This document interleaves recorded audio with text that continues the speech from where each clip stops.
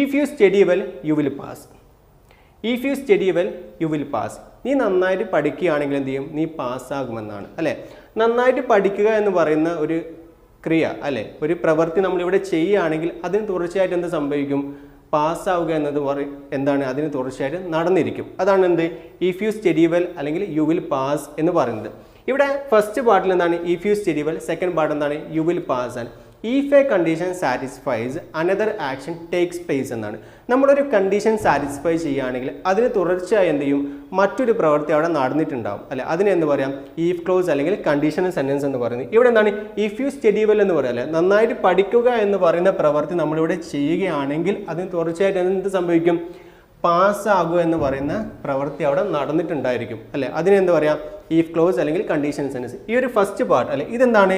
സെന്റൻസിലെ first പാർട്ടാണ്. ഇതെന്താണ്? സെന്റൻസിലെ second പാർട്ടാണ്.